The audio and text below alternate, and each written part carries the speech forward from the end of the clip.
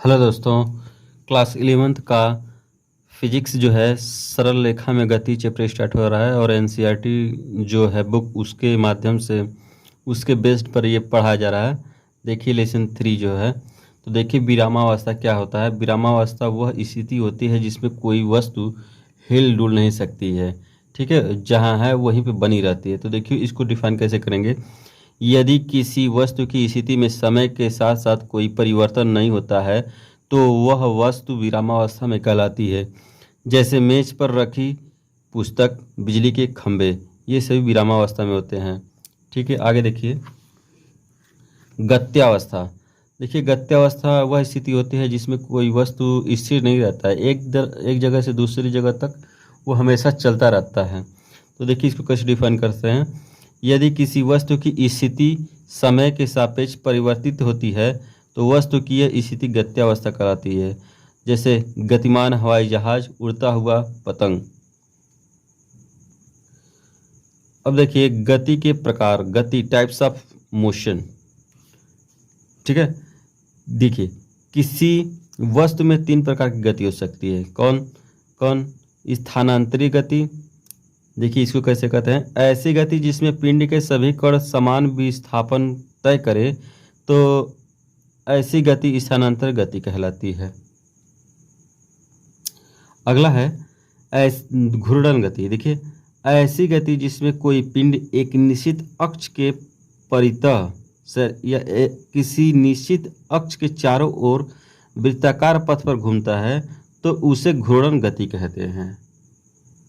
और तीसरा देखिए, तीसरा जो है वाइब्रेशनल मोशन। देखिए जब कोई वस्तु अपनी साम्य स्थिति के इधर उधर या ऊपर नीचे गति करती है तो वस्तु की गति दोलनीय गति कहलाती है, जैसे झूले की गति। अब देखिए एक विमीय गति, 1 डायमेंशनल मोशन, किसी पिंडों द्वारा किसी भी एक अक्ष के सापेक्ष अपनी स्थिति में परिवर्तन कर लेता है। कोई किसी पिंडों द्वारा किसी भी एक अक्ष के सापेक्ष अपनी स्थिति में परिवर्तन कर लेता है उसे एक निश्चित एक विमीय गति कहते हैं। देखिए जैसे आसमान से गिरता हुआ पिंड, इसमें क्या होता है ना कि कोई भी पिंड जो होता है वो किसी एक ही अक्ष के परितः वो गति करेगा। जैसे वाई के तरफ कर रहा है तो वाई की तरफ करेगा, जेड की तरफ कर रहा है तो जेड की तरफ करेगा, और एक्स की तरफ कर रहा है तो वो एक्स की तरफ करेगा, सिर्फ एक ही की तरफ करेगा वो गति। दूसरा हम देखिए द्विविमीय गति, 2 डायमेंशनल मोशन। देखिए किसी पिंडों द्वारा किसी भी 2 अक्षों के सापेक्ष अपनी स्थिति में परिवर्तन कर लेता है उसे द्विविमीय गति कहते हैं। जैसे प्रक्षेप्य की गति हुआ वृत्तीय गति। देखिए त्रिविमीय गति, जब कोई पिंड तीनों अक्षों के सापेक्ष अपने स्थिति में परिवर्तन करता है उसे त्रिविमीय गति कहते हैं। जैसे पात्र में बंद गैस के अणुओं की गति। इसमें क्या होता है ना कि अगर कोई पात्र में गैस के अणु बंद है तो हमेशा गति करते रहते हैं और जिधर भी घूम सकते हैं, मतलब हर तरफ वो घूम सकते हैं। तो इससे क्या होता है कि तीनों दिशाओं में वो गति कर सकते हैं, तीनों अक्षों की तरफ वो गति कर सकते हैं। तो इसलिए इसकी गति को हम त्रिविमीय गति कहते हैं। आगे बढ़ें। अब देखिए दूरी किसी गतिशील वस्तु द्वारा किसी समय में तय की गई लंबाई, किसी गतिशील वस्तु द्वारा किसी समय में तय की गई लंबाई उस वस्तु द्वारा चली गई दूरी कहते हैं। दूरी एक अदिश राशि है, इसका मात्रक मीटर होता है। अगला है विस्थापन, डिस्प्लेसमेंट। देखिए किसी कण की प्रारंभिक तथा अंतिम स्थितियों के बीच की दूरी को ही कण का विस्थापन कहते हैं। विस्थापन एक सदिश राशि है, इसका मात्रक मीटर है। विस्थापन का मान 0, धनात्मक अथवा ऋणात्मक हो सकता है। अब देखिए चाल, किसी गतिशील वस्तु द्वारा प्रति एकांक समय में तय की गई दूरी को वस्तु की चाल कहते हैं। इसे v से प्रदर्शित करते हैं। यदि t समय में कोई वस्तु यस दूरी तय करता है तो चाल बराबर होगा, देखिए, तय दूरी बटा समय अंतराल, या इसका फार्मूला होगा v = यस/t। अब हम लोग आगे देखते हैं टॉपिक। देखिए चाल एक अदिश राशि है, इसका मात्रक मीटर प्रति सेकंड होता है। अब चाल के प्रकार देखिए, चाल दो प्रकार का होता है, एक समान चाल, असमान चाल, या उसी को परिवर्ती चाल भी कहते हैं। तो एक समान चाल को देखिए, जब कोई वस्तु समान समय अंतरालों में समान दूरियां तय करती है तो वस्तु की चाल एक समान चाल कहलाती है। कोई वस्तु एक सेकंड में देखिए 20 मीटर चल रहा है, दूसरे सेकंड में वो 40 हो जा रहा है, तीसरे सेकंड में 60 हो जा रहा है।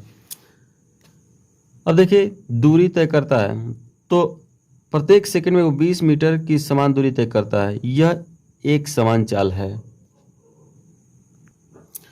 देखिए असमान चाल, जब कोई वस्तु समान समय अंतरालों में भिन्न भिन्न दूरियां तय करता है तो वस्तु की चाल असमान चाल कहलाती है।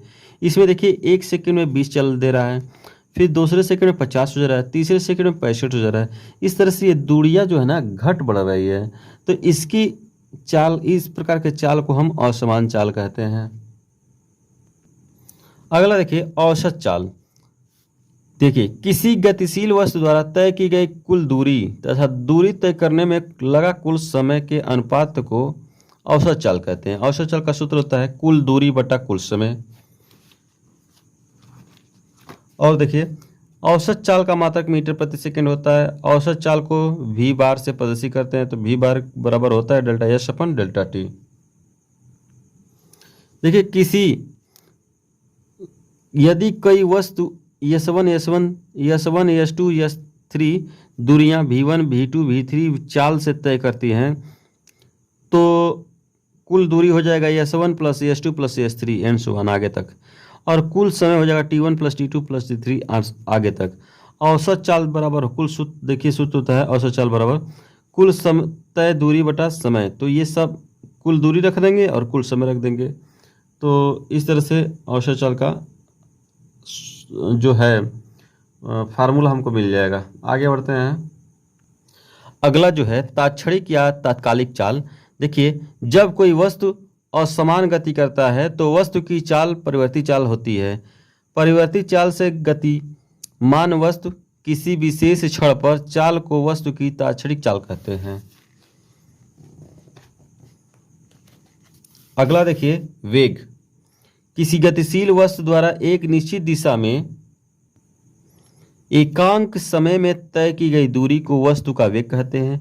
यह एक सदिश राशि है, इसका मात्रक मीटर प्रति सेकंड होता है। इसका सूत्र है वेग बराबर विस्थापन बटा समय। वेग के प्रकार। वेग दो प्रकार का होता है, एक समान वेग और असमान वेग। देखिए एक समान वेग, जब कोई वस्तु समान समय अंतरालों में समान विस्थापन तय करती है तो वस्तु का वेग एक समान वेग कहलाता है। अगला है असमान वेग। जब कोई वस्तु समान समय अंतरालों में भिन्न भिन्न दूरी विस्थापन तय करता है तो वस्तु का वेग असमान वेग कहलाता है। इसमें देखिए हम बताए हैं कि जब कोई वस्तु समान समय अंतरालों में समान विस्थापन, यानी एक जगह से जब दूसरी जगह वो विस्थापित हो रहा है तो समान उसका विस्थापन हो रहा है, तब उसको हम कहते हैं कि एक समान वेग। और इसमें जो है ना भिन्न भिन्न विस्थापन होता है तो उसको हम असमान वेग कहते हैं। अब इसी तरह से देखिए औसत वेग है। जब कोई वस्तु असमान वेग से गतिशील होती है तो वस्तु के कुल विस्थापन तथा तय करने में लगा कुल समय के अनुपात को वस्तु का औसत वेग कहते हैं। इसे AV से प्रदर्शित करते हैं, और AV का सूत्र होता है देखिए डेल्टा एस अपन डेल्टा टी। इसका मात्रक मीटर प्रति सेकंड होता है। अब जो है देखिए तात्क्षणिक वेग। असमान वेग से गतिशील किसी वस्तु का किसी विशेष क्षण पर वस्तु का तात्क्षणिक वेग कहलाता है। तात्क्षणिक वेग बराबर होता है डेल्टा एस अपन डेल्टा टी। अब ये देखिए चाल तथा वेग में अंतर।